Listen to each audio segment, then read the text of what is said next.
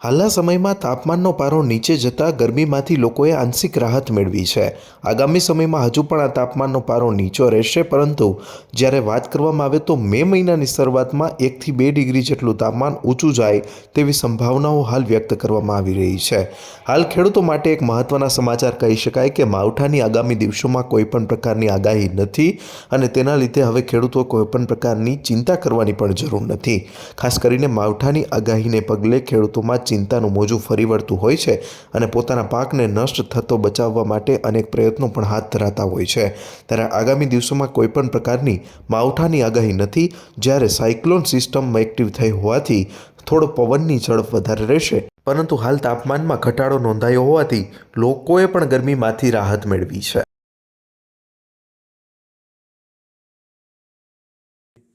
હાલ આપણે જોઈએ તો જે તાપમાનનો પારો છે એમાં ઘટાડો થતાં આપને ગરમીમાંથી આંશિક રાહત મળેલી છે। આ જે તાપમાન છે એ આગામી દિવસોમાં હજી પણ સામાન્ય રહેવા પામશે, એટલે કે જે ગરમી છે એમાં આપને આંશિક રાહત હજી પણ આગામી અઠવાડિયા સુધી આપને મળી શકશે।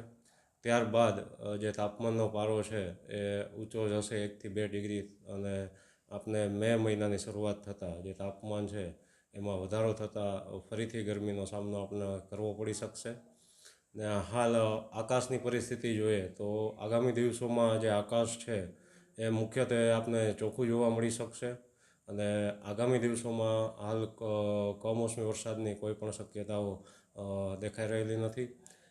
તેને લઈ અને જે પણ ખેડૂત મિત્રો છે તેણે પોતાના જે ખેત કાર્યો છે રોજબરોજના એ સમયસર કરવા, તેમજ આગામી સમયમાં જે ભેજનું પ્રમાણ છે એ 3 થી 4 દિવસ વધારે જોવા મળશે સવારમાં, અને ત્યારબાદ જે ભેજ છે એ ઓછો થતાં ફરીથી વાતાવરણ છે એ આપને સૂકું અને ગરમ જોવા મળી શકશે।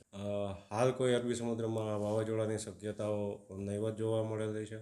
એક સાયક્લોનિક સર્ક્યુલેશન છે, પણ એની લઈ અને પવનની જે ઝડપ છે એ થોડી વધારે જોવા મળી શકશે।